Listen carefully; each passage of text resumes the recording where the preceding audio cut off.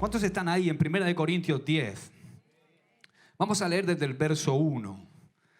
Dice así el apóstol Pablo a los Corintios: porque no quiero, hermanos, que ignoréis que nuestros padres todos estuvieron bajo la nube y todos pasaron el mar y todos en Moisés fueron, ¿qué? Bautizados en la nube y en el mar. Y todos comieron el mismo alimento espiritual y todos bebieron la misma bebida espiritual, porque bebían de la roca espiritual que los seguía, y la roca era Cristo. Pero de los más de ellos no se agradó Dios, por lo cual quedaron postrados en el desierto.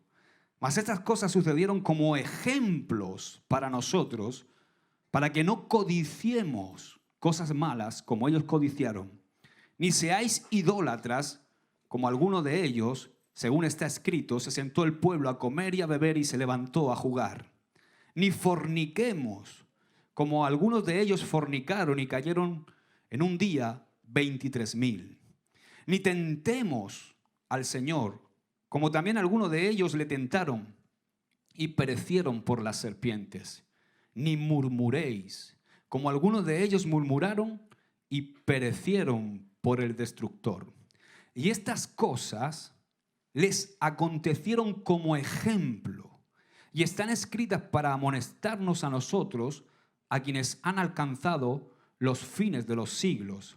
Así que el que piensa estar firme, mire que no caiga. No os ha sobrevenido ninguna tentación que no sea humana, pero fiel es Dios, que no os dejará ser tentados más de lo que podéis resistir, sino que dará también juntamente con la tentación la salida para que podáis soportar. Amén a su palabra. Amados, aquí tenemos, en este texto que hemos leído, tenemos una analogía, un paralelismo entre el éxodo de Israel y lo que supone nuestro éxodo. Es una tipología.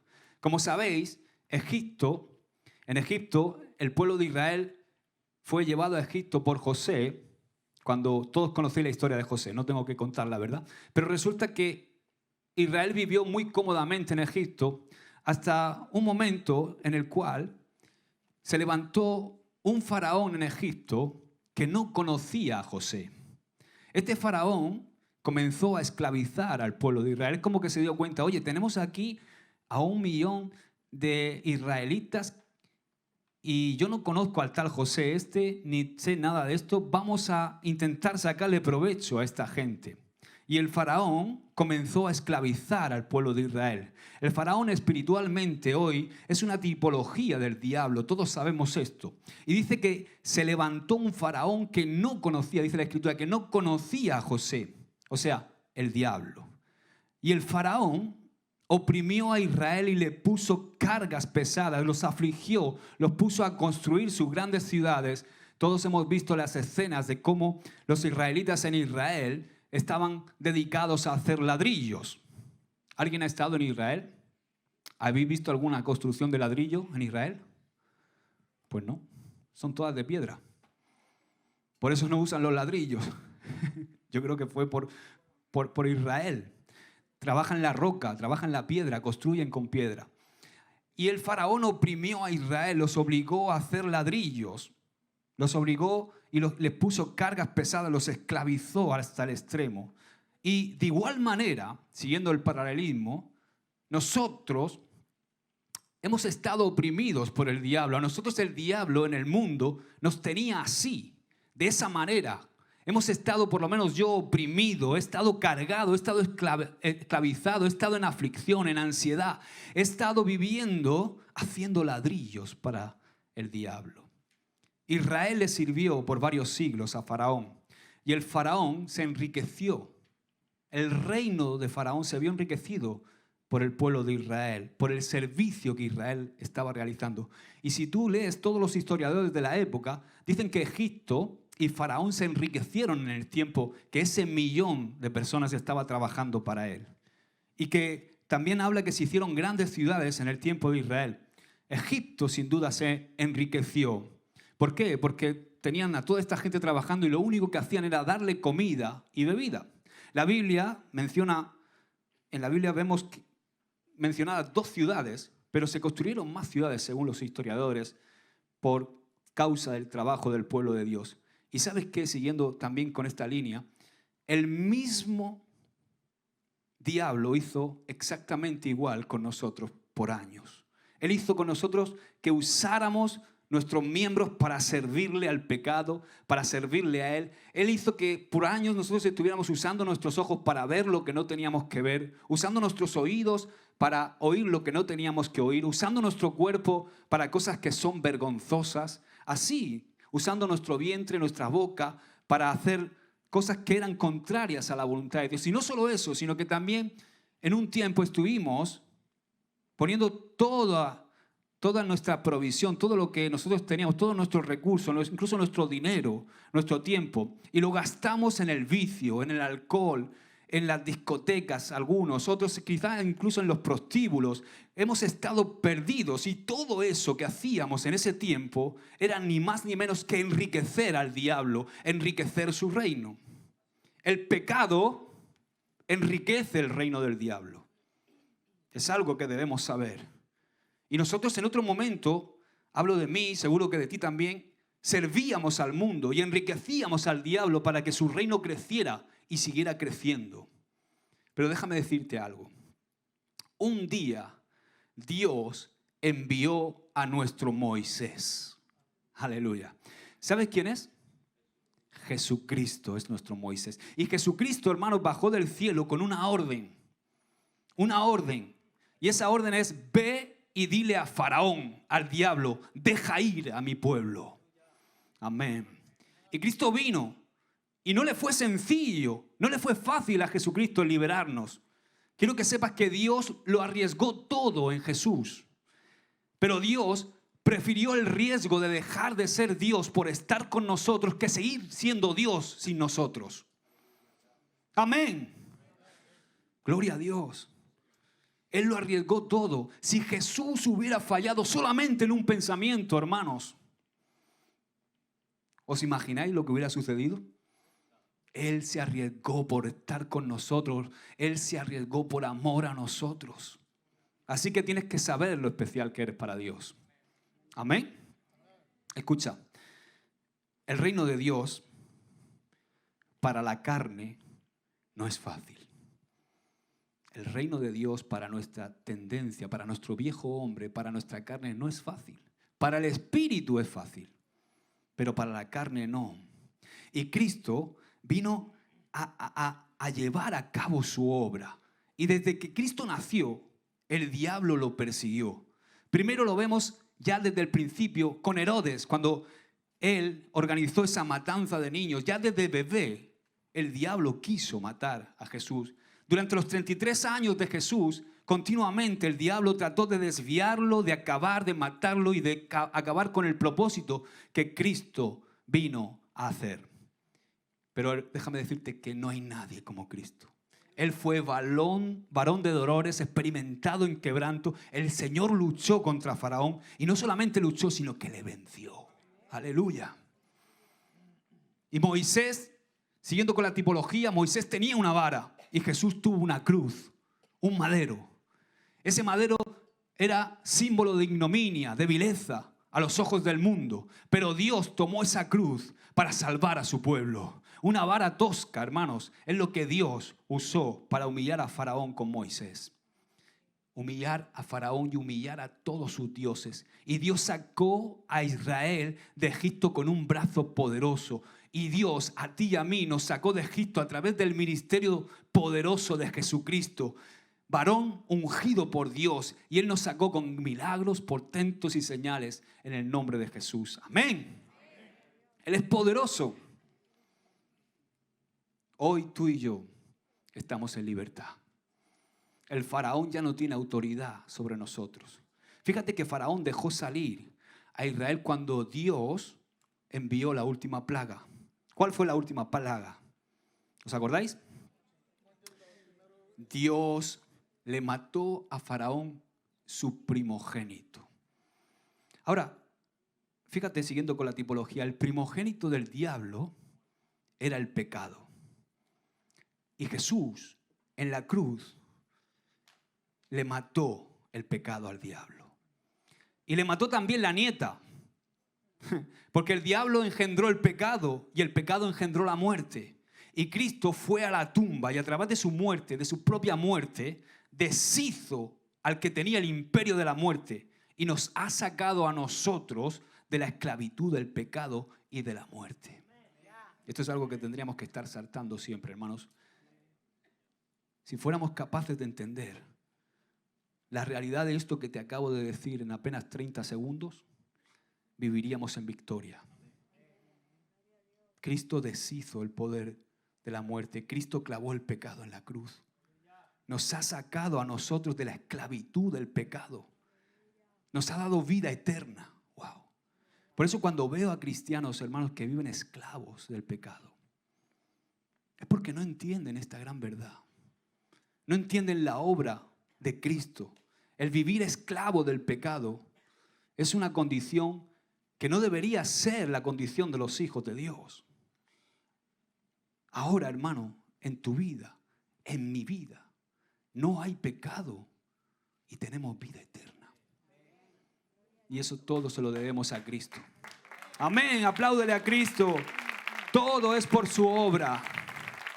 Dios lo ha hecho para hacernos un reino de sacerdotes, para hacernos santos, apartados para Él, para que vivamos para Dios. Ya no hay que vivir más esclavo de Faraón. Ahora hemos sido rescatados para vivir para Dios. El faraón, cuando le mataron al hijo, inmediatamente dejó salir a Israel. Y cuando al diablo le mataron ahí en la cruz a su engendro, que era el pecado, y a su nieta a la muerte, cuando Jesús resucitó, porque la tumba no pudo retenerlo, tuvo que soltar al pueblo de Dios. Y ese pueblo somos tú y yo. Amén. Así es. Créelo. Ya no tienes que vivir más esclavo del pecado. ¿Cómo lo hago, pastor? Porque todo eso está muy bien, pero veo que en mi vida aún tengo tendencia al pecado. No puedo dejar de hacer eso que me está arruinando la vida. Porque a veces tenemos un concepto muy idílico de la gracia y del pecado. Y creemos que el pecado te destroza la vida. Nosotros los pastores que ministramos a la gente vemos los efectos del pecado. El pecado no es una broma, hermanos. El pecado te arruina la vida de tu familia, de tu hogar, de tu entorno. Por eso tenemos que entender que nuestra posición en Cristo nos libra del pecado. No podemos andar en la carne, hermanos. Tenemos que andar en el nuevo hombre. Pablo dice, despojaos del viejo hombre, revestíos del nuevo. Esa es nuestra victoria, el nuevo hombre, Cristo Jesús, operando en ti y en mí a través de su Espíritu Santo. Nosotros somos ese pueblo, hermanos. Nuestro velo tiene que caer. Tenemos que vivir en la vida que Dios nos ha conferido. No hay un cristianismo fuera de esa vida. Hay una religión quizá, pero no un cristianismo. No puedes ser cristiano si no vives en el Espíritu. No se puede manifestar la vida. Puedes manifestar quizá un convencimiento, normas, religión. Pero necesitamos vivir la vida que Dios nos ha dado. Esa vida el diablo no la puede tocar. Dice que el nuevo hombre no peca. No peca. ¿Por qué? Porque es Cristo en ti. ¿Cómo va a pecar Cristo en ti? Amén. Y fíjate que la vergüenza de la cruz, ahí cuando Cristo estaba siendo crucificado en ese momento, Cristo vio el primer salvo. Cristo vio el primer salvado. Ahí el ladrón le dijo, acuérdate de mí cuando estés en tu reino. Y Jesús le dijo, te aseguro que hoy tú estarás conmigo en el paraíso. Wow. Y ese ladrón se convirtió en la primicia, en el primer redimido. Como dice Isaías, Jesús comenzó a ver el fruto de su aflicción. Ahora, Israel salió dirigido por Moisés. Más de 1 millón de personas aquel día, porque se contaban los hombres. O sea, aproximadamente unos 3 millones de personas o 2 millones y pico de personas salieron de Israel. E Israel salió con grandes riquezas. ¿Sabes por qué? Porque Dios hizo que Egipto pagara. Le daban el oro, le daban alimento, le daban dinero. Habían sido tan asolados por las plagas que estaban deseando que se fueran y hasta le pagaban para que se fueran. Salieron en victoria, salieron enriquecidos. Así hemos salido nosotros del mundo. Aleluya. Porque Dios nos ha restituido todo lo que el diablo nos robó. Y nos ha dado la plenitud en Cristo Jesús. Amén. Ahora estamos saciados, ahora estamos plenos. Él es nuestra victoria. Él nos alimenta. Estamos llenos de Él. Ya no vivimos en vileza, en pecado, esclavos. No. Amén. Israel salió enriquecido de Egipto. Moisés al frente con la vara en la mano y el pueblo detrás. Dios dijo: deja ir a mi pueblo para que me sirva, para que me haga fiesta, o sea, sí, para que me adore. Qué palabras tan tremendas. Deja ir a mi pueblo para que me sirva y para que me haga fiesta, para que me adore. Para eso Dios te salvó. Pastor, es que no sé cuál es. Estoy aquí en la iglesia, pero no tengo ni idea de qué hacer. No sé cuál es el propósito de mi vida. Bueno, Dios te sacó de Egipto para que le sirvas, para que le hagas fiesta. O sea, para que le adores. Ya tienes un motivo de vida. No es poco ese. Si tú logras entender este principio, vas a vivir adorando a Dios con todo tu ser, con todo lo que tú eres. El Señor, hermanos, nos ha librado del pecado a través del ministerio poderoso de Jesucristo para que le adoremos. Para que seamos un pueblo de sacerdotes apartados, santificados para Él, para que nosotros seamos una ofrenda para Él. La ofrenda no es lo que yo doy, la ofrenda soy yo. Y tu Moisés es Cristo. Él marcha al frente con la vara. Él marcha al frente con la autoridad. Aquí hemos leído que lo primero que Israel hizo fue pasar el Mar Rojo, ¿verdad? Y el Mar Rojo fue el bautismo. Fue el bautizo de Israel. El bautismo de Israel. Nosotros creíamos, en otro tiempo, estábamos perdidos, pero cuando creímos en Jesús, porque el Padre nos dio la facultad, Él nos dio la fe, y creímos en Él, inmediatamente fuimos bautizados. Muchos de nosotros estamos bautizados, ¿verdad? Casi todos. Y fuimos bautizados en el nombre del Padre, del Hijo y del Espíritu Santo. Si no estás bautizado, te exhorto y te animo a que te bautices. Pero, ¿sabes qué? Muchas veces he observado algo, y es que nos relajamos después del bautismo. Muchos piensan, a mí me ha pasado, y me pasó con un ser muy allegado a mí, que estaba empecinado en que su hijo se bautizara. Que se bautice, que se bautice. No, lleva cuidado, no le digas nada, que no se vaya a ir, que se bautice, que se bautice. Parece que su única obsesión era que se bautizara. Luego se bautizó y se perdió. ¿Por qué? Porque el bautismo no es el final. Con el bautismo no termina todo. El bautismo es el principio, es la entrada al reino de Dios. Porque es obedecer a Dios.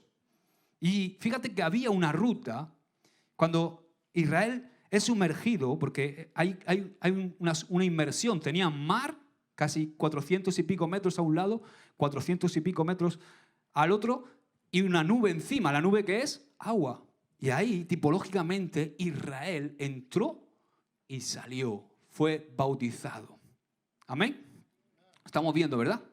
Cuando Israel sale, había una ruta. Ellos salen y hay un corte con Egipto, hay un corte con todo lo que representa el diablo, con todo lo que representa el mundo. Y eso es lo que nosotros hacemos tipológicamente cuando nos bautizamos. Cortamos definitivamente la garra ponzoñosa del diablo en nuestra vida. Ya no nos puede echar manos. Miramos para atrás y vemos a todos nuestros enemigos ahogándose en el mar. Amén. Tú tienes que creer esa verdad y hacerla tuya. Ahora, cuando el pueblo de Israel, después de atravesar el Mar Rojo, empieza a caminar, había una ruta más corta para llegar a Canaán. Fíjate que a Canaán Israel podría haber llegado apenas en una semana. Pero Dios no quiso esa ruta. No quiso esa ruta corta para su pueblo. Dios quería un peregrinaje con Él. Dios quería que su pueblo tuviera un tiempo de peregrinar por el desierto con Él. Por eso Dios no eligió la ruta corta. Yo quiero, y ya vamos a entrar en el tema, el mensaje de hoy se titula muy sencillo, desierto. Todos sabéis lo que es un desierto, ¿verdad? Dios quería un peregrinaje por el desierto. Por eso no optó por la ruta corta. Es como que Dios dijo, yo quiero que mi pueblo aprenda de mí. Y antes de entrar a la tierra prometida, antes de entrar a Canaán, yo tengo que quitarle a mi pueblo muchas cosas. Yo tengo que sacar de mi pueblo la carne.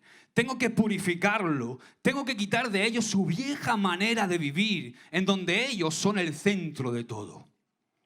Quiero quitarle todo eso que pertenece a la carne. Quiero erradicar, quiero sacar el pecado que tanto daño hace de mi pueblo. Quiero eliminar todo lo de Egipto, sacar todo lo carnal de mi pueblo.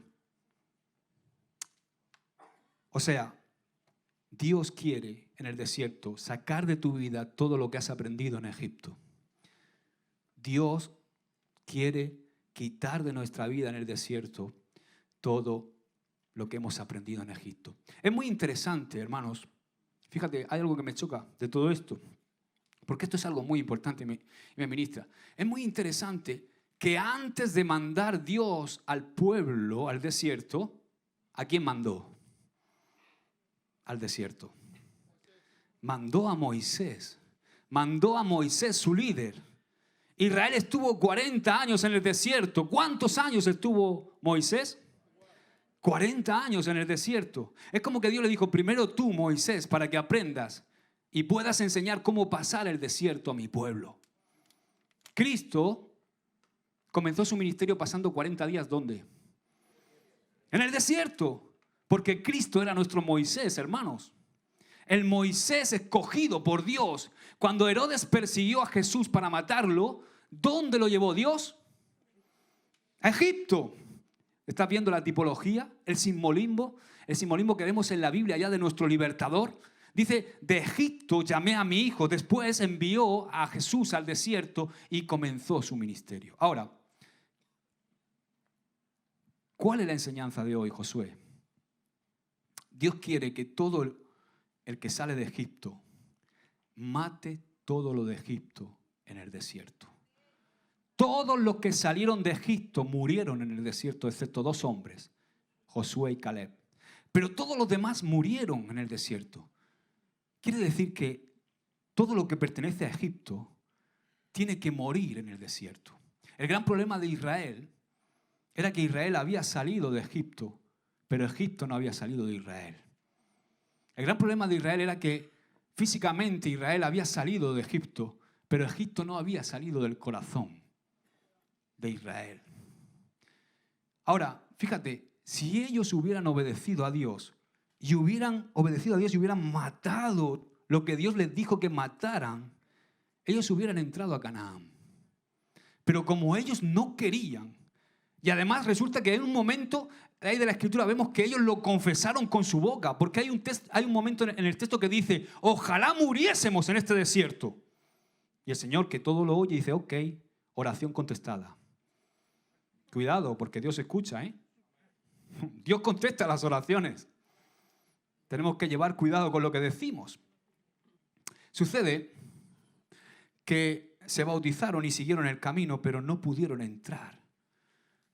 Tuvieron que ir al desierto.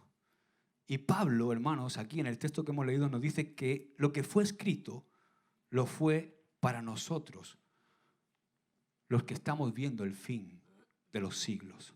Hermanos, esto es para nosotros hoy. Tenemos que entender esto, que tenemos que abandonar y dejar todo lo que representa Egipto en nuestra vida. Y Dios nos va a meter en desierto. Dios nos pasa por el desierto. Nadie se escapa del desierto. Ni siquiera Moisés, ¿verdad?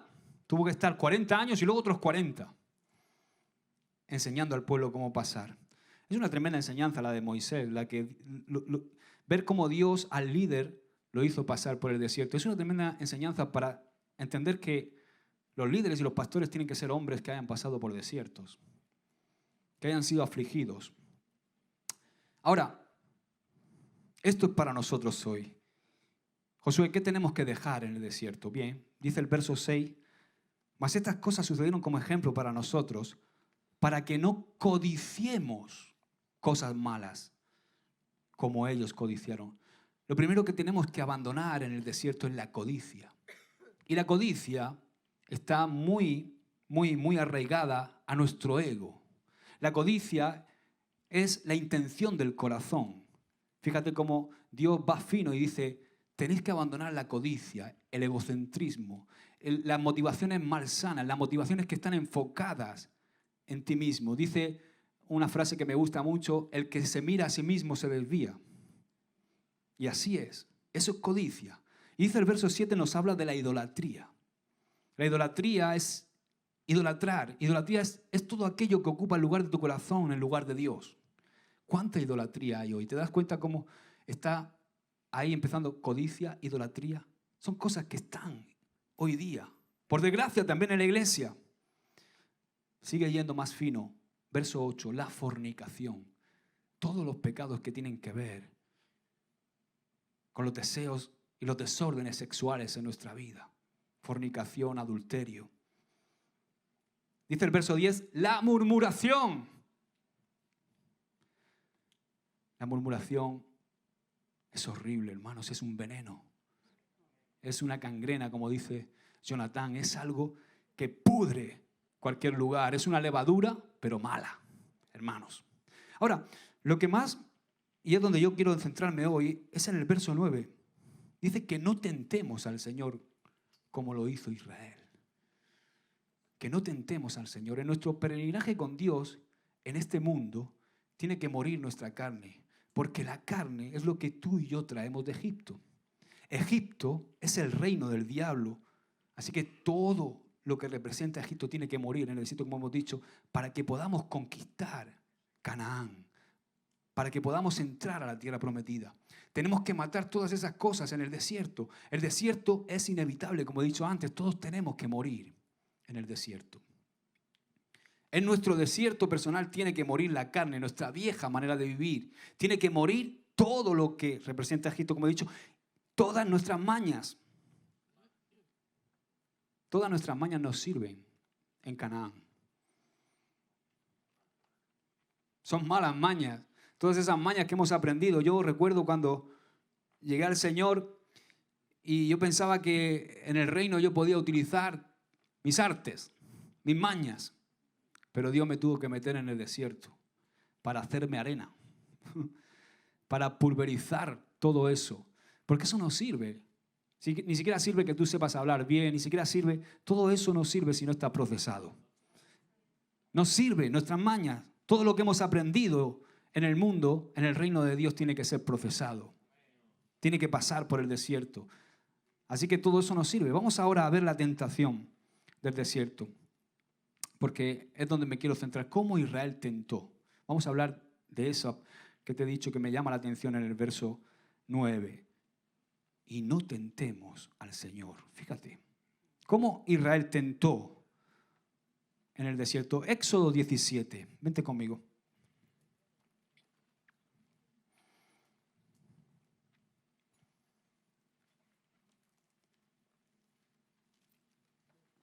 ¿Estás bien? ¿Estás cómodo? ¿Tienes media hora más?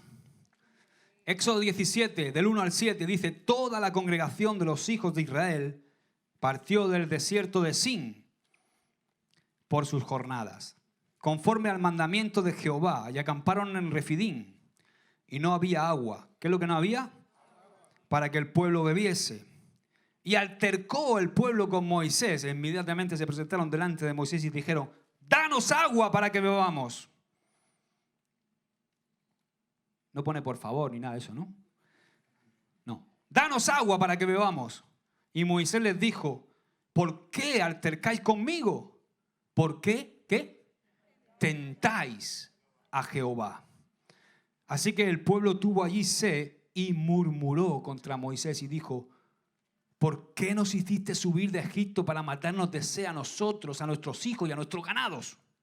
Entonces clamó Moisés a Jehová diciendo, ¿qué haré con este pueblo? De aquí a poco me van a apedrear. Estaba la cosa dura, ¿verdad? Y Jehová dijo a Moisés, pasa delante del pueblo y toma contigo de los ancianos de Israel y toma también en tu mano tu vara con que golpeaste el río y ve. He aquí yo estaré delante de ti allí sobre la peña.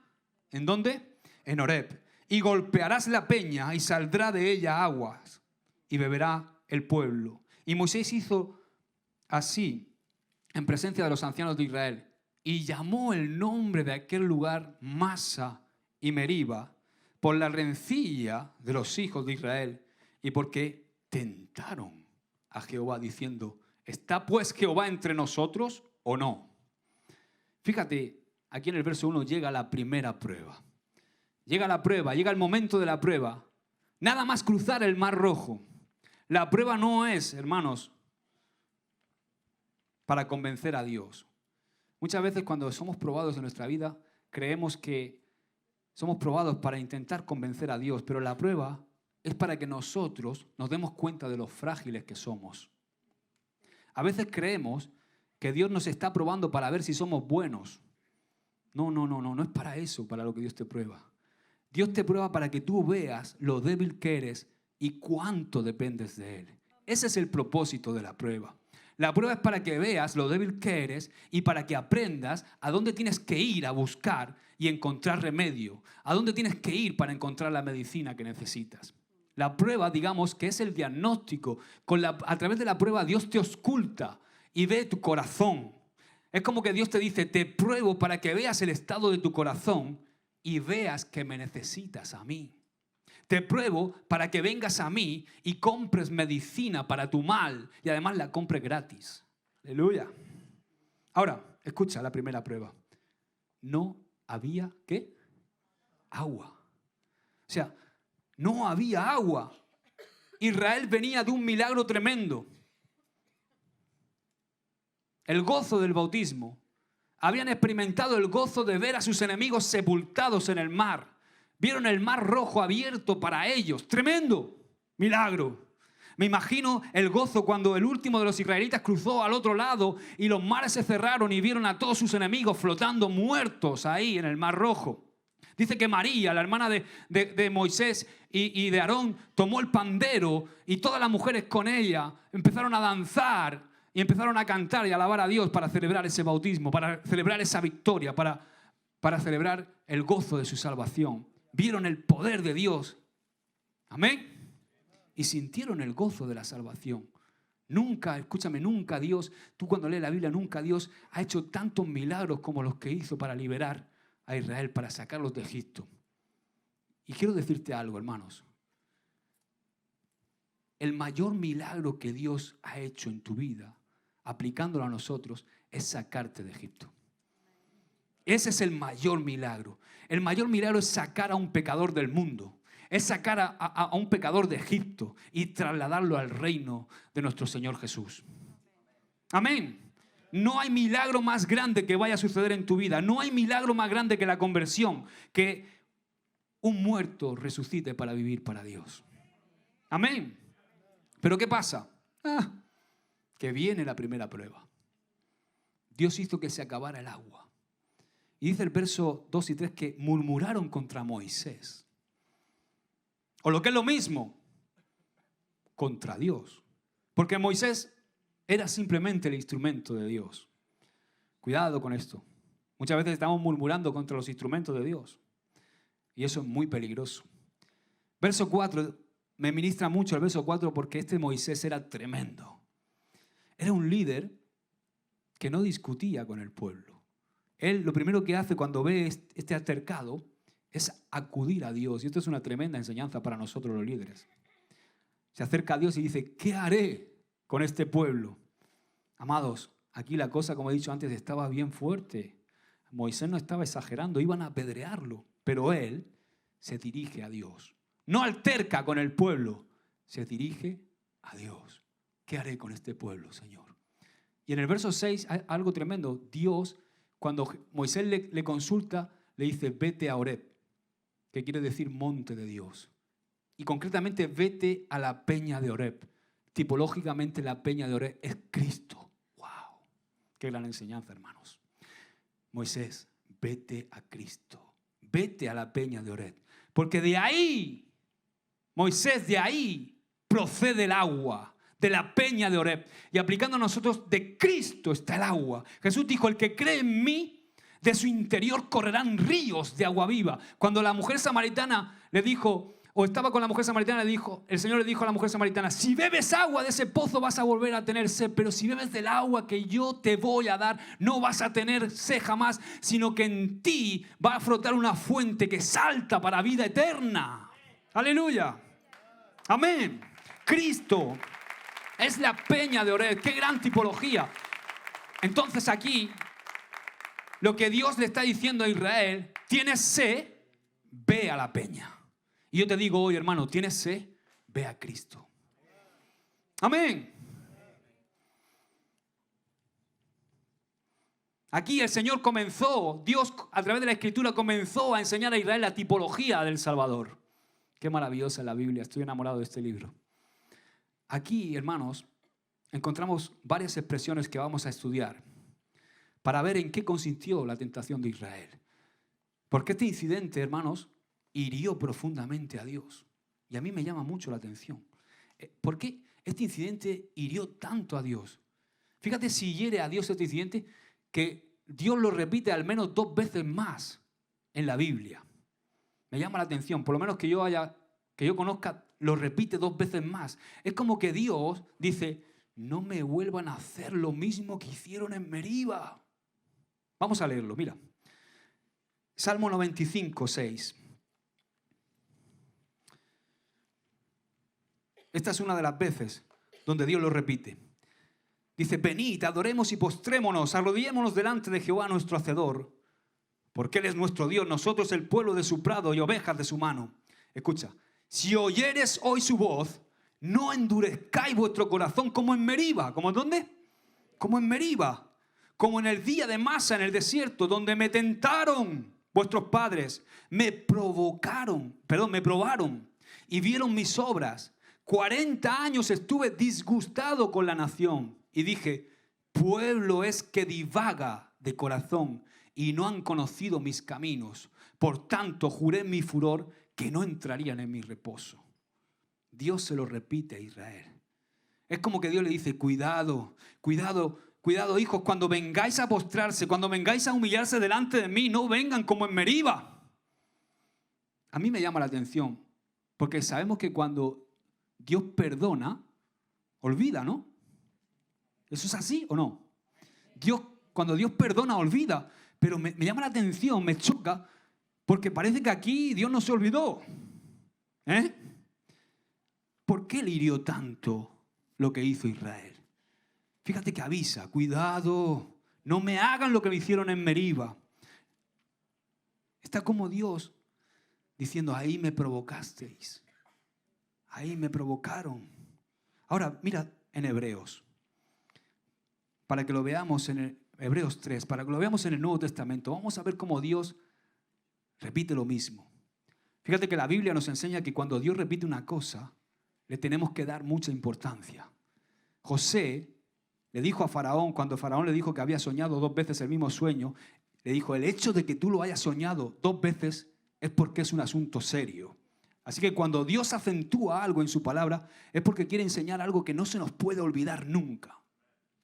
Hebreos 3:7 dice, por lo cual, como dice el Espíritu Santo, si oyeres hoy su voz, no endurezcáis vuestros corazones, como en la provocación, en el día de la tentación en el desierto, donde me tentaron vuestros padres, me probaron y vieron mis obras 40 años, a causa de lo cual me disgusté contra esa generación. Y dije, siempre andan vagando en su corazón y no han conocido mis caminos, por tanto juré en mi ira, no entrarán en mi reposo. Y ahora aquí el escritor inspirado de Hebreos nos exhorta a nosotros. Mirad, hermanos, que no haya en ninguno de vosotros corazón malo de incredulidad para apartarse del Dios vivo. ¡Wow! Tremendo. Mira lo que dice el verso 8. No endurezcáis vuestros corazones. Habla y dice la palabra provocación, tentación. O sea, me tentaron, me provocaron. La palabra provocación. ¡Wow! Y en el verso 12, el último verso es la amonestación para nosotros. Muy bien, ya has visto las 3 veces que Dios habla sobre este asunto. Habla al principio, fíjate, al principio de la Biblia, los Salmos a mitad y Hebreos al final de la Biblia. Dios repite, por favor, hijos míos, por favor, pueblo mío, no me volváis a provocar como lo hicisteis en Meriba. ¿Por qué hirió tanto este asunto a Dios? ¿Por qué hirió tanto este asunto? ¿Por qué a nosotros, al pueblo de los últimos días, Dios nos amonesta acerca de que no le tentemos? ¿Qué fue lo que ofendió a Dios? Mira, vamos a estudiar. Verso 8. ¿Qué es para Dios tentación? Lo primero a lo que Dios llama tentación es, y ahí lo tenemos en el verso 8, endurecer el corazón. Cuando el corazón se endurece, está preparado para la rebelión contra Dios, hermanos. A veces nosotros somos muy obstinados, somos muy tercos. Tendemos mucho a guiarnos de nuestro propio corazón. Pero la Biblia dice que el corazón es engañoso más que todas las cosas. Pero somos obstinados. Pero bueno, nosotros no vamos a hablar de nosotros. Vamos a meternos con Israel un poco, ¿vale? Vamos a hablar de Israel. ¿Qué le pasó a Israel? ¿Le faltó qué? Agua. Generalmente, hermanos, cuando las bendiciones de Dios están, o lo que nosotros interpretamos como bendición de Dios está fluyendo en nuestra vida y estamos rodeados de lo que nosotros llamamos bendición, no hay endurecimiento de corazón. ¿A qué no? Al contrario, estamos alabando continuamente a Dios. ¡Qué tremendo es Dios! ¡Wow! Maravilloso. ¡Qué casa más preciosa tengo! ¡Qué trabajazo Dios me ha dado! ¡Qué pedazo de buga y de coche tengo! Soy el number one. ¡Qué tremendo es Dios! ¡Gracias, Señor! ¡Aleluya! ¡Gloria a Dios! Y Dios quiere bendecirnos. No me malinterpretes. Ahora, resulta que Dios quita el agua, que es imprescindible, y ahí llega la sed. Escucha. Es en la prueba y en la aflicción en donde se endurece el corazón. Sí. Y comenzamos en la prueba a hablar de una forma incorrecta al Señor. El corazón se endurece porque queremos nuestros propios caminos. Queremos lo que nuestro corazón interpreta que es lo que necesitamos. Digámoslo así, queremos nuestros caprichos y queremos hacer lo que le apela a nuestra carne porque somos inmaduros. Esto es lo que yo quiero hacer. Esto es lo que yo deseo hacer. Hermanos, nosotros cuando estamos en consejería pastoral y alguien se me acerca, te lo digo para que lo sepas siempre. Alguien se me acerca y me dice, pastor, el Señor me ha hablado. Ya no hace falta que me digan más. Yo nunca me voy a meter en eso. Pero sí te digo una cosa. Yo tengo experiencia en escuchar a la voz de Dios. Llevo años escuchando la voz de Dios. Pero cuando Dios me habla, yo sé que mi corazón es engañoso más que todas las cosas. Y sé que en la multitud de consejos está la sabiduría. Y antes de tomar una decisión que puede ser una decisión importante, no te estoy diciendo una decisión baladí, te estoy diciendo una decisión como cambiar de trabajo, como cambiar de país, como hacer muchísimas cosas, yo me acerco al consejo. Pero no me acerco diciendo, Dios me ha dicho. No. ¿Sabes por qué? Porque a mí, cuando alguien llega y me dice, Dios me ha dicho, ya está todo hablado. Ahora, qué diferente, pastor, estoy sintiendo esto y quiero pedir consejo, o no solo a un pastor, sino a gente madura en la iglesia. Pedir consejo. Yo antes de mover un pie, vuelvo loco a todos los pastores. Y soy pastor. Y tengo experiencia en escuchar a Dios. Pero mi corazón es engañoso. Por eso tenemos que entender esto. bien, que sea una verdad en nuestra vida. Y somos muchas veces obstinados porque queremos hacer lo que deseamos. Y somos tercos como mulas. Insistimos en llevar nuestra vida hacia donde nosotros nos apetece o creemos o donde nos da la gana. Y entonces comenzamos a pedir a Dios cosas que no están de acuerdo al propósito eterno que Dios tiene para tu vida. Y nos ponemos cabezones. Y entonces comenzamos a demandarle a Dios. Cada vez que el corazón se endurece, está el principio de la rebelión y de la tentación contra Dios. Apunta esto en tu blog, si estás apuntando, pero sobre todo, anótalo en tu corazón. El Señor te dice, no endurezcas tu corazón. No endurezcas tu corazón. El corazón se endurece cuando determinamos, esto es así, y esto lo quiero así. Y decidimos nosotros cómo, cuándo y dónde. Ahí comienza a endurecerse nuestro corazón, porque entonces Dios comienza a hablarte y nos habla y nos ministra, pero nosotros seguimos en nuestra obstinación, seguimos en nuestro desvío, como niños malcriados, como inmaduros. Y Dios dice, eso no es así, Josué. No es por ahí, hijo mío, es por aquí. No es así. Pero nosotros seguimos ahí, tercos como mulas, siguiendo la tendencia de nuestro corazón.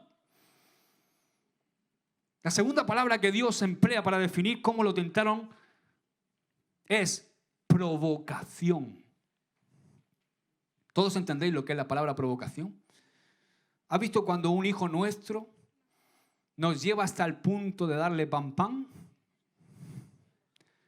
¿Lo habéis visto, hijos míos? Sí.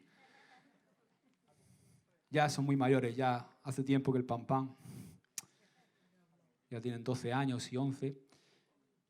Pero cuando han sido más pequeños, ¿has visto cuando un hijo nuestro nos lleva hasta el punto ese de darles pan, de irte a la cocina, abrir el cajón, sacar la cuchara de palo y ¡pam!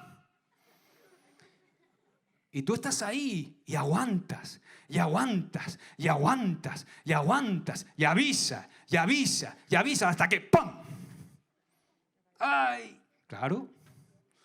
Y entonces, cuando tu hijo te queda mirando, hijo mío, es que me provocaste. Has acabado con mi paciencia. Eso es provocación. Provocación es incitar a otra persona a actuar sin que quiera actuar. Cuando uno empuja a otro a actuar sin que el otro quiera actuar. A veces pasa también en el matrimonio. ¿No? ¿No te ha provocado tu mujer alguna vez? ¿Eh? ¿Y tu marido te ha provocado alguna vez? No, que va. Claro que sí. ¿Están buenas las lentejas, cariño? Me ha saltado un diente con la patata. Es cuando uno empuja a otro a actuar sin que quiera actuar. Ahora escucha, amado, amada. Quiero que entiendas algo, porque a veces esto se nos escapa. Dios no es una cosa. Dios no es una estatua colgada en una pared de una iglesia. Dios es una persona. ¿Qué he dicho? Dios es una persona. No es como dicen algunos por ahí que están pillados de la cabeza que dicen que Dios es una fuerza activa. ¡No! Dios es personal. Dios tiene personalidad. Y Dios se provoca. Y cuando nosotros insistimos en nuestros desvíos, insistimos con ese pecado que seguimos ahí, dale, dale, dale. Y seguimos en nuestra cabezonería. Y seguimos tomando las decisiones por nuestra propia cuenta. Y seguimos decidiendo nosotros, por nosotros mismos. Y seguimos ahí tercos y dale, y que dale, y que dale. Al final Dios dice, ¡ya! Te dije, hijo mío, que por ahí no es. Te dije que eso no es así no es, hijo. ¡Pam! Dios disciplina todo lo que recibe por hijo. A mí Dios me ministra mucho con la vida de Moisés en referencia a esto que te estoy diciendo. Si tú te das cuenta, Moisés era el niño mimado de Dios. Moisés vio la gracia y el favor de Dios en su vida como pocos hombres en la Biblia. Dios le dijo, fíjate, Dios le dijo a los príncipes de Israel, dice, vendrán profetas y verán visiones y les hablaré desde la nube, pero a mi siervo Moisés le hablaré cara a cara. Yo quiero ser Moisés, oye. Tremendo. Moisés le pidió a Dios ver su rostro. Y Dios le dijo, mira Moisés, vamos, si te enseño el rostro no vive. No ha habido nadie que pueda ver mi rostro, ser humano que pueda ver mi rostro y quede con vida para contarlo. Pero te voy a mostrar mi espalda. ¿Te imaginas ver la espalda de Dios? Tremendo. Era el niño mimado de Dios. El favor de Dios estaba con Moisés. Y la Biblia nos enseña que Dios le da favor y gracia a los hombres. Moisés tuvo un percance cuando golpeó la roca. No la golpeó como Dios quería que la golpeara. El niño mimado, resulta que el hombre más manso de la tierra se le cruzó un cable. Claro, es que menuda tenía con Israel, pero bueno, no es justificación. Golpeó la roca como no debía. Y Dios le dijo, por esto no vas a entrar a la tierra prometida. Y ahí cuando Moisés está narrando eso, escribiéndolo, dice, por causa de vosotros, refiriéndose a Israel, Dios se enojó conmigo. Y dice Moisés, y yo le he insistido varias veces a Dios, por favor, Dios, déjame entrar a la tierra prometida. Y Dios le decía, te he dicho que no me hables más de este asunto. No te voy a dejar entrar, Moisés. Y esto me ministra a mí, ¿sabes por qué? Porque el niño mimado de Dios, Dios le dijo, yo no quiero que me sigas hablando más de este asunto. Y Moisés dijo, yo insistí que me dejara entrar. Pero Dios dijo, no me insistas más con este asunto, no vas a entrar. ¿Qué quiero decir con todo esto, amado? Quiero decir que aunque haya gracia, aunque haya favor de Dios, cuando Dios dice no, es no. Y cuando dice sí, es sí. Y cuando dice espera, hay que esperar. Amén. Amén, gloria a Dios. ¿Por qué? Porque va a ser en el tiempo de Dios y no en el nuestro. Va a ser cuando Dios diga y no por nuestro capricho, por nuestros propios deseos. Dios tiene un tiempo para todo, para cada cosa en nuestra vida. Dios lo hace todo perfecto, ni se adelanta ni se atrasa. Él lo hace todo en su tiempo. Es que me estoy muriendo de sed. Y Dios dice, yo lo sé, conozco tu sed. Es más, conozco la sensación de sed mejor que tú mismo. Y déjame decirte algo, yo nunca doy una prueba más grande de la que tú puedas soportar. Y juntamente con la prueba te doy la salida. Cristo lo hizo todo por ti. Yo soy el que cuida de ti, el que te dirige. Confía en mí, yo soy el que dirige tu vida. Déjate guiar, déjate ministrar por mí. Déjame llevarte hacia donde yo te quiero llevar. Déjame que quite todo lo que estorba en tu vida. Déjame que quite todo lo que no sirve. Déjame que te forme. Deja que forme a Cristo en ti. No soy yo Dios. No soy yo soberano sobre todas las cosas. No soy yo el que lo sabe todo. No soy yo el que sabe mejor que tú mismo lo que te conviene. Yo soy el principio y el fin de todas las cosas. Déjame. No me provoques, hijo. Oh. Y me ministra la actitud de Moisés. Porque Moisés en un momento dice, ok, Dios, ya nunca más te lo vuelvo a recordar. No insisto más. Wow. Eso es conocer a Dios. A veces le lloramos a Dios y creemos que con nuestra pataleta, que con nuestro llanto vamos a convencer a Dios. Como las pataletas de los niños. Incluso nuestra autocompasión, nuestra queja provoca a Dios, hermanos. Es que estoy sin dinero. Es que estoy sin trabajo. Es que no tengo para pagar el alquiler. Es que la hipoteca. Es que no tengo coche. Es que no tengo mujer. Es que no tengo marido. Es que no tengo salud. Es que mi hijo. Es que mi hija. Y nos endurecemos el corazón. Ya no voy más a la iglesia. Ya no voy a orar más. Ya no voy a buscar más a Dios. ya no voy a leer más la Biblia, ya no le voy a servir más. Es curioso que cuando llega la primera prueba, momento de tensión en nuestra vida, en donde nos confrontamos quizá con algo que Dios quiere erradicar de nuestra vida, sea pecado, sea cualquier otra cosa. Es curioso que cuando nos confrontamos, y yo lo he oído también muchas veces esto, lo primero que tendemos a decir es decir, ya no le sirvo a Dios.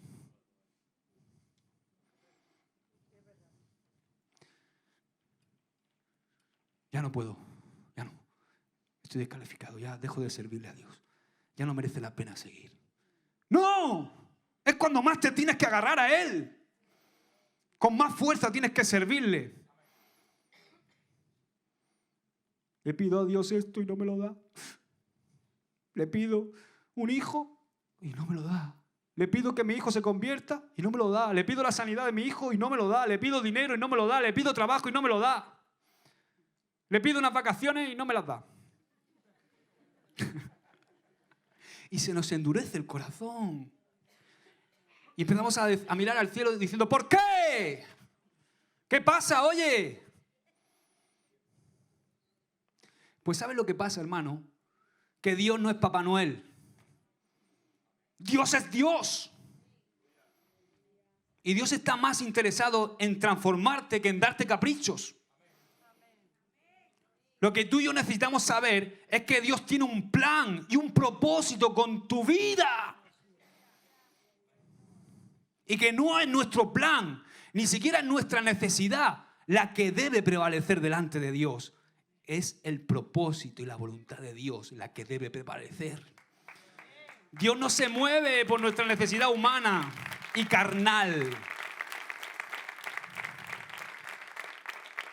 Dios no se mueve por nuestra necesidad humana y carnal, Él se mueve por su propósito.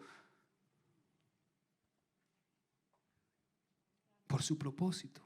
Y la única manera de que tú puedas ver su propósito es en el Espíritu. No es nuestra necesidad carnal, sino la voluntad perfecta de Dios la que debe prevalecer. ¿Qué hizo Jesús, hermanos, en Getsemaní? ¿Cuál fue la reacción de Jesús en el Monte de los Olivos? Jesús dice que oró 3 veces al Padre. Padre, que pase de mí esta copa. Porque Jesús no quería esa copa. Pero en las 3 ocasiones, nuestro Señor Jesús terminó la oración igual. No se haga mi voluntad, sino la tuya. Padre, que no prevalezca mi deseo, que no prevalezca mi necesidad, que no prevalezca mi capricho. No quiero caminar en mi propio camino, sino en tu camino, que prevalezca tu voluntad. No quiero ir a la cruz, Padre, pero no quiero ir a la cruz, pero no se haga mi voluntad, sino que se haga la tuya. Si es lo que tú quieres, aquí estoy, Padre. Tu Padre sabe mejor que yo mismo lo que me conviene. Eso es un hijo sometido al Padre. Así que provocación. Hemos entendido, ¿verdad? Lo que es provocar. Es empujarle a Dios. Es como intentar torcer el brazo de Dios. Es que tienes que hacer esto o dejo de ir a la iglesia. O me das a fulanita de los palotes como mujer. O me dejan tocar la guitarra. O me ponen a predicar. Intentar torcer el brazo de Dios. Si haces esto, te sigo. Eso me encanta. Padre, te sirvo si haces esto. Santo Dios. Qué inmadurez cuando oímos esas palabras. Diciéndole a Dios esas cosas como si Dios no nos necesitara a nosotros. Dios no nos necesita a ninguno de nosotros. Somos nosotros los que le necesitamos a Él. La verdadera fe, ¿sabes qué es? La verdadera fe no es la que intenta manipular a Dios para hacer nuestra voluntad. La verdadera fe es la que nos posiciona a nosotros para hacer la suya. Esa es una fe madura. Y fíjate que la religión nos enseña a negociar con Dios. Si me das esto, te rezo 3 Padres Nuestros. No. Negocian con Dios. Eso es lo que la religión nos enseña. Creen que Dios se alimenta de rezos. Creen que Dios se alimenta de venir a la iglesia. Eso es religión, eso no es reino. Amados, somos nosotros los bendecidos. Dios no nos necesita a nosotros. Dios no necesita ni siquiera tu servicio, ni mi servicio. Dios tiene millones de ángeles, de querubines, de arcángeles para servirle. Escúchame, ya hay millones de personas que le aman si no quieres servirle tú. Alguno va a usar de ellos. El hecho de que Dios nos llame a servirle es pura misericordia de Dios y nada más. Y si soporta nuestra niñería, soporta nuestra inmadurez, es simplemente porque nos ama, porque Él es Padre amoroso. ¿Tú eres padre o eres madre? Amas a tus hijos, ¿verdad? Dios nos ama, por eso nos soporta. Oh, Señor, es que llevo 10 años orando por mi marido. ¡Qué cabezón que es! Llevo 10 años orando por mi hijo, por mi hija. Llevo 10 años orando por esta enfermedad. Llevo 10 años orando porque tú me des un trabajo digno. Llevo mucho tiempo orando, Padre, para que tú me saques de esta cárcel, de estas cadenas que están atenazando mi vida. No puedo más, Señor. Y Dios te dice, yo lo sé, pero yo sé dónde te llevo. Confía en mí, hijo. No me provoques. Confía en mí. No provoquemos a Dios como niños malcriados, amados. Amén. Dice el verso 9, y vieron sus obras. Y ahora, fíjate lo que dice el verso 10. Vagando, esa expresión, vagando en su corazón. Wow. Es importante esta expresión. Quiere decir, vagar en nuestro corazón es estar en lo nuestro, estar en nuestros caprichos, pensando en lo nuestro propio. Eso es vagar en nuestro corazón. Así era Israel. ¡Agua! Luego más adelante, ya no quiero más maná. Quiero comida sólida. Quiero carne. Quiero los ajos. Quiero los puerros. Las patatas de Egipto. Quiero todo lo que había en Egipto. Lo mío. Vagando en su corazón. No en el corazón de Dios. Y Dios quiere que andemos en su corazón y no en el nuestro. Dice la segunda parte del verso 10. Y no han conocido mis caminos. O sea, Dios quiere que conozcamos sus caminos. Pero la palabra nos dice, o hemos leído muchas veces, que tus caminos no son mis caminos. Pareciera una contradicción. Parece que Dios nos dice que quiere que conozcamos sus caminos y al mismo tiempo nos dice que sus caminos no son nuestros caminos. Parece una contradicción, pero no lo es. Porque lo que Dios quiere que sepamos es que nuestros deseos y nuestros propios planes no son necesariamente el plan y la voluntad de Dios para nuestra vida. ¿Es malo soñar? No. Lo que pasa es que tenemos que soñar el sueño de Dios para nuestra vida. Mucha gente demoniza la palabra soñar. Oh, mira ese, está soñando. No. Dios quiere que soñemos, pero quiere que soñemos el sueño que Él tiene para nosotros. Nuestros caminos representan nuestra carne, nuestra propia voluntad carnal, esa que sale de nuestro viejo hombre. Sus caminos a mí me habla de vivir en el Espíritu. De la única manera que podemos ver los caminos de Dios y amarlos es en el Espíritu. Por eso, hermanos, el hijo obediente dice, Señor, yo soy barro en tus manos. Yo no te tengo que decir a ti, Padre, cómo tú me tienes que hacer. ¿Tú te imaginas la vasija diciéndole al alfarero, no me hagas así? Me estás haciendo muy, muy redondo. ¿Por qué me has hecho con esta barriga? Hazme cuadrado. No. No puede ser así, hermanos. Tenemos que decir al Padre, hazme como tú quieras. Haz conmigo como tú quieras, porque yo quiero vivir para ti. Dios nos manda a someternos a Él. Qué palabra, ¿verdad? Esa palabra, hoy en el tiempo presente que vivimos, en pleno siglo XXI, no suena bien. Lo peor de todo es que no suena bien ni siquiera en la iglesia. Por eso vemos muchas veces en la iglesia, y con tristeza lo digo, lugares en donde se predica un pseudo evangelio en el cual no se confronta el pecado, en el cual se le da otro nombre al pecado, en el cual se convive con el pecado, hermanos, por no ofender a la gente. Pero aquí en este lugar le vamos a llamar al pecado por su nombre, porque lo queremos erradicar y sacar de este lugar, porque queremos ver la gloria de Dios. Amén. Pero no suena bien la palabra someterse. Recuerdo un hermano que un día me compartió y dice, Yo estaba en la iglesia un día y me encontraba mal y no sé cómo me liaron y al final acabé en un psicólogo. Me pongo delante de un psicólogo y le digo, empiezo a hablar con él y empiezo a hablarle de mis problemas y termino la frase diciendo, si es que, ¿sabes qué? No sé qué hago aquí. La verdad que estoy dándome cuenta que lo único que tengo que hacer es someterme a Dios. Y le dijo eso al psicólogo y casi lo ingresa. El psicólogo un poco más y lo ingresa en el manicomio, en el hospital de psiquiatría. ¿Por qué? Porque lo que impera en la sociedad y por desgracia también penetra en la iglesia es el humanismo. Es que el hombre esté en el centro, que todo gira en torno al hombre, que todo es las reuniones cortitas y al punto, algo que nos estimule mentalmente. No te metas mucho con mi pecado, que yo convivo con él, me encanta ver pornografía, me encanta hacer esto, mi casa está hecha una ruina, mis hijos están mal, luego voy a cosechar todo lo que estoy sembrando, pero es igual. Aquí, que no me prediquen, que no me digan lo que tengo que hacer, que no me digan lo que está mal. Estimúlame. Sí, es así. Muchas veces en la iglesia también. Es el humanismo. Todo gira en torno a que el hombre esté cómodo. También impera el hedonismo, la búsqueda del placer. Y poner siempre de continuo al hombre en el centro. Por eso someterse suena tan mal. ¿Someterme? Un día, no sé a quién se lo dije, ¿someterme? ¿Someterme yo? Dios me ha hecho libre. Tío. No entendió nada este hombre. Es como decir, yo soy mi propio Dios.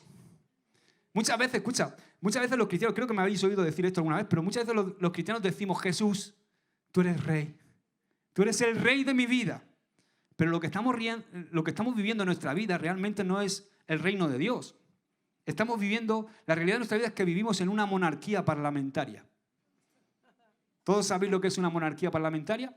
España, el modo de gobierno de España es una monarquía parlamentaria. ¿Por qué? Porque hay un rey que no reina y un presidente que es el que toma las decisiones, junto con su gabinete de gobierno. Claro, lo refrenda, pero bueno, sí, lo refrenda, para eso está, para firmar. Porque al final lo que hace es refrendar la voluntad del pueblo. Y en nuestra vida pasa igual. Jesús, tú eres el rey, tú eres el rey. Lo cantamos, lo bailamos, lo danzamos. Tú eres el rey, venga tu reino. Pero vivimos una monarquía parlamentaria, donde hay un rey que decimos que es rey, pero no reina. Y hay un presidente que somos nosotros, que tomamos las decisiones en nuestra vida. Y ese es un problema.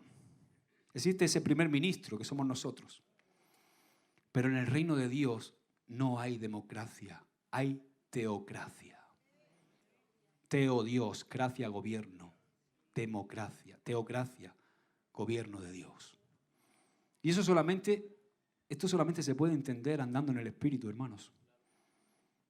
Dios nos manda a someternos y es por todo esto, precisamente por esto, porque nos cuesta tanto entender a Dios. Porque nuestra carne no quiere someterse a nada ni a nadie. Y cuando andamos en la carne andamos vagando en nuestro corazón, no en el corazón de Dios. Amén. La voluntad de Dios no es agradable para tu carne, hermano. Al contrario, es opuesta. Por eso es tan difícil. Por eso nos cuesta tanto someternos a Dios. Así que tenemos que someternos viviendo en el Espíritu. Amén. Ahora, hasta aquí hemos visto que endurecerse y provocar a Dios es tentar a Dios. Lo tercero que tienta a Dios es la incredulidad. Verso 12. La incredulidad es tentar a Dios. Fíjate, vuelve ahora a Éxodo 17. Vamos a ver en qué consistió la tentación de Israel otra vez. Mira, fíjate, la incredulidad. Para que veamos que el análisis que hace Dios a través del escritor inspirado de Hebreos, siglos después, es exactamente igual. Dice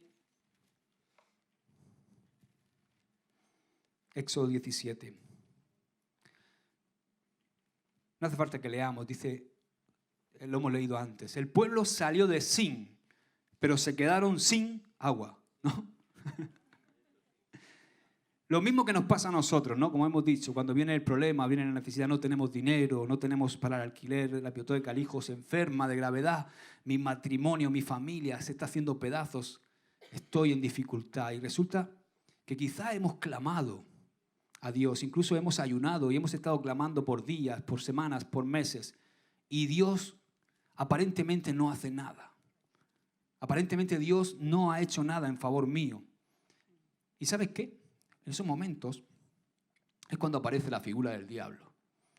El diablo nunca te molesta cuando tú estás contento y alabando. El diablo espera la prueba. Fijaos lo que hizo cuando se presentó delante de Dios con Job. Aflígelo un poco, mételo ahí en la prueba y verás cómo te niega. Muchas veces Dios permite la prueba para callarle la boca al diablo. Mira, cada vez que tú y yo somos probados, pueden pasar dos cosas. Que Dios sea glorificado o que Dios sea deshonrado. Todo depende de nuestra reacción ante la prueba.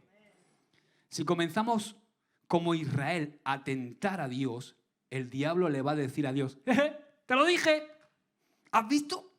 Son unos flojos. Mientras tenían, mientras estaban con lo que ellos consideran bendición, estaban bien. Pero les permites una prueba y ya están endurecidos. Están provocándote y están con incredulidad. Están como yo, en rebelión. El diablo es el acusador de los hermanos. Ahora, déjame decirte algo muy importante. Ahí entra Cristo y dice, pero yo los cubro. Y le tapa la boca al diablo. Pero Dios no quiere que el diablo sea callado por la obra redentora e intercesora de Cristo solamente. Él quiere que nosotros también le tapemos la boca al diablo a través de nuestro testimonio vivo de fe. Que nosotros le tapemos la boca al diablo viviendo en el Espíritu. Porque Cristo nos cubre todas nuestras vergüenzas a nosotros con su justicia y calla al diablo. Pero Dios quiere que a través del testimonio tuyo, del testimonio mío, el testimonio personal de cada uno de nosotros, su pueblo viva en santidad y en verdad. Y le callemos la boca al diablo. ¿Cuántos quieren callarle la boca al diablo? Amén. Dios quiere que la justicia de Cristo se manifieste en cada uno de nosotros y le tapemos la boca al diablo. Por eso quiere que vivamos en el Espíritu. Ahí es como le vencemos, ahí es como le tapamos la boca al diablo. Que nos levantemos y digamos al diablo, yo le sirvo a Dios, venga lo que venga. Estás muy equivocado, diablo. Eso es lo que Dios quiere ver en nuestras vidas. Eso es lo que Dios quiere ver en nuestro testimonio. Porque somos sus hijos. Como Job dijo, Dios me dio y Dios me lo quitó. Ante todo sea el nombre de Dios bendito. Aleluya. Me ministra Job porque no maldijo, sino que bendijo. Y dijo algo más. Aunque Él me matare, en Él seguiré esperando. Wow. O sea, yo no le sirvo a Él porque me da o porque me pone. No, yo le sirvo porque le amo.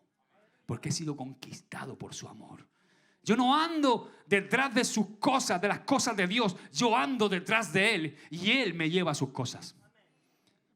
Porque yo soy de Él, le pertenezco y porque mi Redentor vive. Yo no voy detrás de las bendiciones de Dios, yo voy detrás del Dios de la bendición. Amén. Él dirige mi vida. Amén.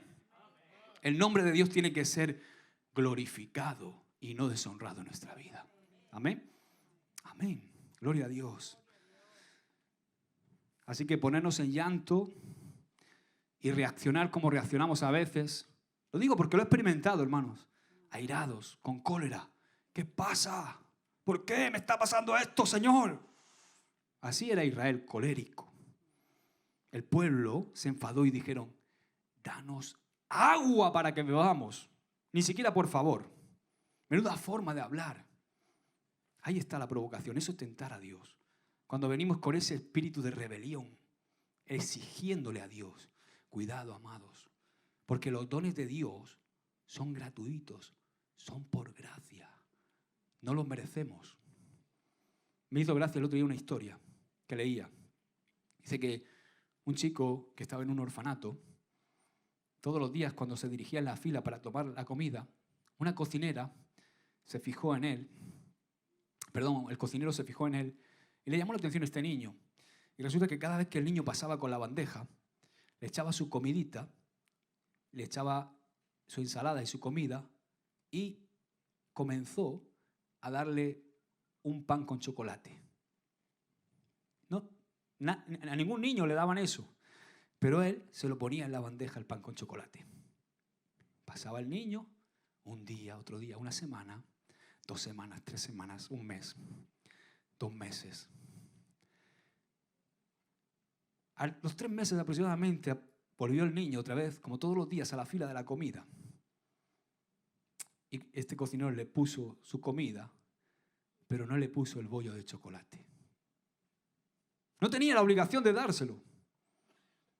El niño, cuando vio su bandeja y vio que el bollo de chocolate no estaba, empezó a gritar y a patalear diciendo: ¿dónde está mi bollo de chocolate? ¿Dónde está mi bollo de chocolate?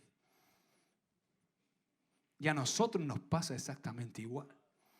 A veces confundimos lo que es providencia de Dios con una obligación de parte de Dios hacia nosotros. Pero tenemos que vivir en gratitud. Tenemos que vivir sabiendo que todo es por gracia, que no merecemos nada, hermanos. Nosotros no podemos venir a exigirle nada a Dios basado en nuestro clamor, en lo bien que oramos o en que hemos orado o en que hemos ayunado, basado en ningún sacrificio. Tenemos que venir escondidos en la gracia de Cristo. Amén. Con un corazón contrito y humillado delante de Dios, porque es el corazón que Dios nos desprecia. Amén. ¿Qué es lo que pasa? Nos trajiste a este desierto a morir. Estos israelitas le ladraron a Dios. Y nosotros a veces también le hemos ladrado a Dios, ¿o no? Y nos comportamos así como niños malcriados. Pero déjame decirte una cosa. Una cosa es pelear con Dios en el espíritu por tu bendición, y otra es pelear con Dios en la carne. Es muy diferente. Israel estaba peleando en la carne. Y nosotros a veces somos como los niños. Dame agua. O es que me vas a dejar que me muera de sed. Danos agua. Hay mucho para analizar esa expresión. Hay exigencia, hay provocación. Hay un empujar a Dios para que haga algo que nosotros queremos inmediatamente. Y a nosotros nos pasa esto a veces, ¿o no? Sí. Ahora, aquí está lo segundo, verso 3. Primero, la exigencia como los niños maleducados. Segundo, reclamándole a Dios y diciéndole a Dios que la manera en que Dios nos ha guiado es una manera inadecuada y de muerte. Es como decirle a Dios: tú lo que quieres es hacerme daño. Tú lo que quieres es hacerme mal en lugar de bien. Lo que quieres es matarme. Eso es juzgar a Dios. Tentar a Dios es juzgar a Dios. Me sacaste de Egipto para matarme en el desierto. Y a veces nosotros hacemos igual. ¿Por qué tengo que soportar yo esto, Señor, si yo te estoy sirviendo? Es igual que decirle a Dios: la forma en que me estás guiando está mal. Y lo que tú quieres es matarme. Eso es juzgar a Dios y contradice lo que Dios nos enseña. Tú y yo tenemos que ver a Dios como un Padre amoroso. Dios nunca va a hacerte daño. La forma en la que Dios nos guía, aunque no lo creamos o aunque no lo veamos, siempre es la mejor. Dios tiene una forma de guiarnos que es para nuestro bien. Jeremías dice: no aflige Dios innecesariamente a los hijos de los hombres. Dios no aflige necesariamente. Cuando Dios permite algo es para tu bien, es para el bien de tu alma, es para formar algo en ti. A los que aman a Dios, todas las cosas les ayudan a bien. Lo repetimos como loros. Romanos 8:28. Pero es una verdad tremenda. A los que aman a Dios, todas las cosas les ayudan a bien. Aún los errores que cometemos, si nos humillamos delante de Dios, Dios los convierte en bendición. Pero eso tiene que ser por fe, amados. El justo por la fe vivirá. Amados, a mí Dios me ha golpeado muchas veces. Y yo me he comportado en muchas ocasiones como un niño malcriado e inmaduro. Muchísimas. Vosotros no me conocéis. Muchísimas veces. Como un niño malcriado e inmaduro. Creo que nunca he llegado a tentar a Dios porque desde chico he sido enseñado en los caminos de Dios y siempre he tenido un temor a Dios. Creo que nunca he llegado a tentarle, pero sí he andado lejos de Él. Sí me he puesto como Elías, ojalá me muera. Así. O como Jonás, prefiero la muerte que la vida. O como Job, maldigo el día de mi nacimiento.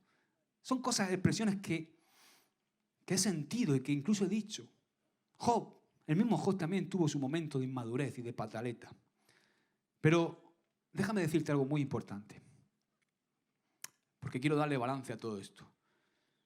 Dios percibe algo, y es que Dios, en el caso por ejemplo de Job, Dios se dio cuenta que en Job no era rebelión lo que había en el corazón, sino una reacción natural ante el sufrimiento. Porque Dios se da cuenta de eso, porque Dios nos conoce, Él escudriña nuestro corazón. ¿Qué quiero decir con esto? Que muchas veces puede ser que el dolor provoque una reacción natural en nosotros de sufrimiento, pero que en realidad no haya un endurecimiento del corazón, no haya una rebelión. Dios sabe que muchas veces nos sale la carne, pero Él sabe cuando eso va a más. Él sabe cuando eso pasa al nivel de rebelión. A veces no son las palabras, sino la actitud, y Dios nos conoce perfectamente. Dios sabe cuándo hay endurecimiento, cuándo hay rebelión, cuándo hay tentación a Dios. Así que tenemos que cuidarnos, amados. Yo te exhorto a que cuidado, conozcamos a Dios. Dios no es una estatua, como he dicho antes. Dios es Dios. Dios es una persona. Dios se ríe, Dios se enoja, Dios se entristece, Dios se provoca, hermanos.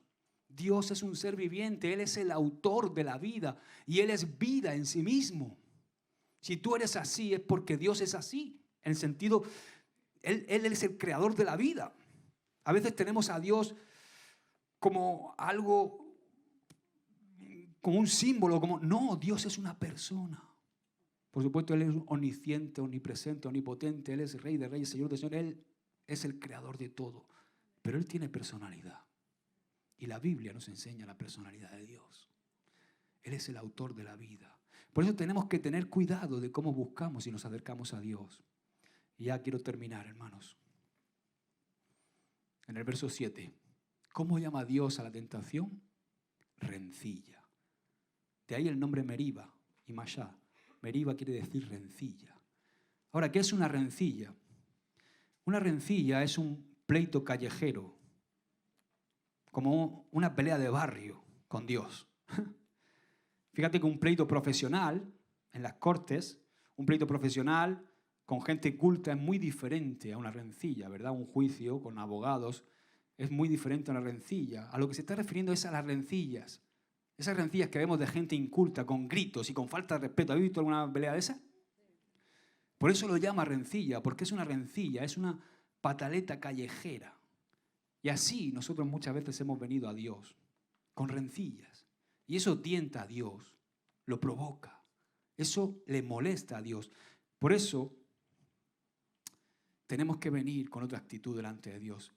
Porque esa no es la forma que Dios, o la forma con la que Dios nos ha tratado a nosotros. Dios merece ser tratado con respeto, con reverencia, con consideración. Dios no solamente es superior, sino que es el único grande que existe. Porque no hay más dioses aparte de Él. Él es el único Dios verdadero. Y nosotros tenemos que hablarle con confianza, porque es nuestro Padre y nos ama. Pero con respeto, con humildad, con alabanza, en reverencia, con un temor reverente delante de Dios. Termina el versículo 7 diciendo, ¿está pues Dios entre nosotros? ¿Sí o no? ¡Wow! ¡Qué incredulidad de Israel! Es como que Israel en ese momento dice, sí, sí, sí, sí. La nube está ahí. La columna de fuego también. Pero aquí no hay agua. Está el maná, todo lo que tú quieras. Pero ¿dónde está el agua? ¡Wow! ¡Qué incredulidad! Cuidado porque Dios nos ama. Pero Él merece respeto y a veces podemos convertir la gracia en desgracia. ¿Está Dios aquí o no? Lo que hizo en Egipto, sí, todo eso está muy bien. Las 10 plagas, estuvo muy bien. El mar rojo, sí, se abrió, todo eso está muy bien. Esos fueron unos milagritos. Y comenzamos a minimizar la obra de Dios. Sí. Tenemos que recordar de dónde Dios nos sacó. Tenemos que recordar cómo nos hizo pasar nuestro mar rojo, cómo nos libró de Faraón, cómo nos libró de Egipto, porque ese es el mayor milagro que ha sucedido en tu vida. Y solamente con ese milagro tendrías que vivir postrado, no de rodillas, postrado delante de Dios todos los días de tu vida. Pero enseguida, en cuanto nos falta lo natural, lo físico, minimizamos todo lo que Dios ha hecho por nosotros. Y la nube está ahí, pero aquí abajo no hay agua. Y sí, la presencia de Dios está ahí, pero no tengo trabajo. Y la presencia de Dios está ahí, pero no tengo novia. Y no tengo novia. Y necesito esto, y necesito lo otro. Tanta oración y tanto ayuno y no pasa nada. ¿Qué está pasando aquí? ¿Qué está pasando? ¿Por qué? ¿Dónde está Dios? ¿Está con nosotros o no? Cuidado. ¿Quién no ha pensado eso alguna vez? Y pensamos que en Egipto estábamos mejor. Pero Dios a través de la prueba quiere producir en nosotros paciencia, dice la Biblia. Y la paciencia produce en nosotros ¿qué? Esperanza. ¿Amén? Y la esperanza es saber esperar en Dios. ¿Sabes? Esperar en Dios es la mayor bendición, la mayor riqueza que tú y yo podemos tener. Porque dice la palabra que bienaventurados los que esperan en Jehová, porque los que esperan en Él no serán avergonzados. Amén. Dale un aplauso al Señor. Gloria a Dios. Y Dios en su desierto nos prueba y nos enseña paciencia. Y la paciencia amortigua el golpe. La paciencia es eso que amortigua el golpe, porque Cristo en nosotros produce paciencia para cuando viene el golpe. Y entonces tú ahí te fortaleces y dices, yo sé que mi Redentor vive.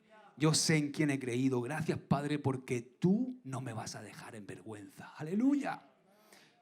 Amén. Entonces tenemos una actitud no de resignación, sino una actitud de fe. Yo sé que Dios guía mi vida. Yo sé que Él está en control. Yo sé que Él está dirigiendo la vida aquí en el desierto. En este desierto que estoy pasando, en esta prueba, yo sé que Él vive y que Él no me va a dejar en vergüenza. Yo sé que esto que estoy atravesando es para bendición de mi alma, porque Dios me ama. Y no hay mayor riqueza que esperar en Dios, amados. Amén. Amén. Señor, ¿por qué esperas tanto? Padre, ¿por qué tengo que esperar tanto? ¿No? Te estarás preguntando. Y Dios te dice, porque yo soy más sabio que tú, Josué. Y de paso, en esta esperita que estás, te quito esa confianza que tienes en ti mismo para que confíes solamente en mí. Y quiero quitarte esa inmadurez que opera en ti porque te quiero usar. Y quiero quitar esa rebelión. Y quiero quitar esa actitud de niñato que a veces tienes malcriado. Quiero doblegar tu orgullo para que sepas que yo soy el Señor. Quiero acabar con tu ego para que yo sea el que reina definitivamente en tu vida. Te quiero enseñar a servirme porque eres mi hijo y un día te voy a llevar al cielo. Y allí en el cielo no hay inmaduros, malcriados. Allí todos caminan en rectitud, en santidad, en pureza, en perfección. El pecado no tiene cabida allí en el cielo. Así que te estoy enseñando a través de la prueba presente para que tú puedas servirme en el cielo. Amados, estamos en el ensayo. Esta vida es el ensayo. El estreno va a ser cuando tú y yo entremos al cielo. Ahí va a ser el estreno. Esta es la vuelta de reconocimiento. La carrera empieza en el cielo. Amén. Y tenemos que saber bien el papel para que cuando estemos en el cielo sepamos bien el papel, hermanos. Por eso Dios aquí en la tierra nos tiene en su escuela, aprendiendo cómo se vive en el cielo. Amén. Y Dios te quiere usar a ti, hermano. Igual que me quiere usar a mí. Así que Él nos use como Él quiera. Mira, si Dios sacrifica mi vida, quizás yo puedo decir, vaya un propósito que me has dado. Estoy hablando, yo soy Esteban, ¿no? Esteban, ¿sabéis quién fue Esteban, no? Apedreado, el primer mártir de la Biblia. Un joven prometedor. Y, Señor, pues vaya un propósito que me has dado. Morir apedreado. Vaya tela, ¿no? Me has quitado la felicidad. Pero escúchame algo. Tú puedes pensar eso. Pero si tu vida sirve para bendecir a otro con tu testimonio de fe, ya no es infelicidad. Para Dios es felicidad. Amén. ¿O no te ha bendecido la vida de Job a ti? Pues a Job se ve que no, ¿eh? A Job le bendijo menos. Pero cuánto nos ha bendecido la vida de Job a todos nosotros y a toda la cristiandad. ¿O no? ¿Cómo vamos a ver la gloria de Dios si nunca pasamos por ninguna prueba? Una madre que ha perdido un hijo, hermanos, puede consolar y decirle a otra madre que acaba de perderlo: Dios no te va a desamparar y te va a dar la fuerza, porque yo lo viví y mi Redentor vive y estuvo conmigo y yo pasé esa aflicción y Él me dio la victoria. Cada crisis que afrontamos, hermanos, en nuestra vida, Dios tiene un propósito. Y a mí, hermanos, personalmente lo que me importa es saber que Dios está conmigo en cada crisis. Eso es lo más importante. ¿Amén? Amén. Ponte de pie. Aleluya. En el desierto cada prueba es para bien de nuestra alma. Aleluya. Él pretende sacar de nuestra vida todo lo que está ocupando su lugar en nuestra vida.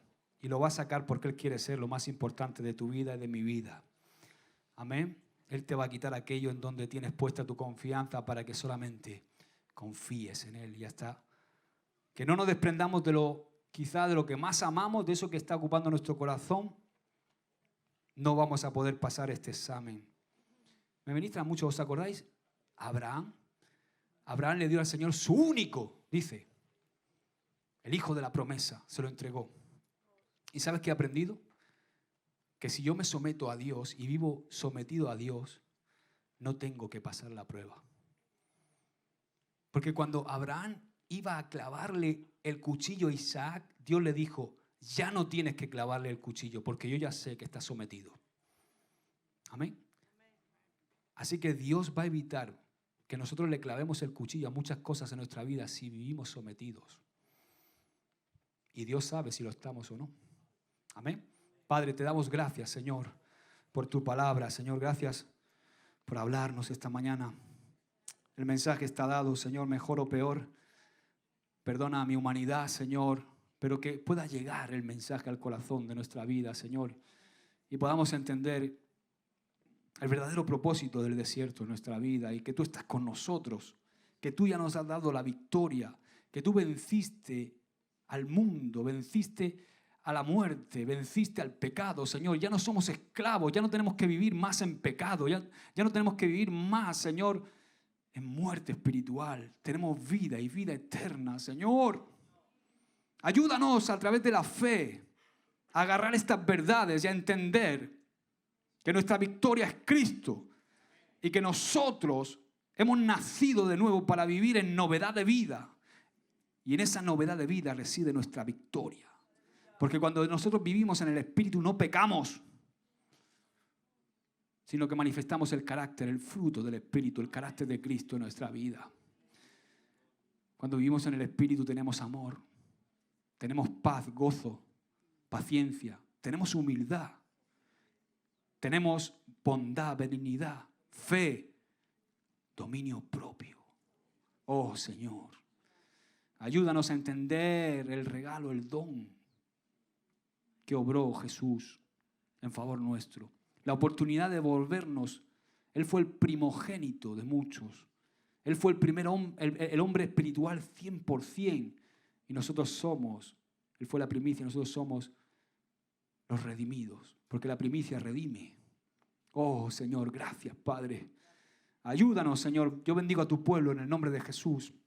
Y te pido, Señor, que nos bendigas el resto del día y esta semana, Señor, que ha comenzado hoy. Bendigo a tu pueblo y a cada uno de ellos en el nombre de Jesús. Amén y amén. Amén.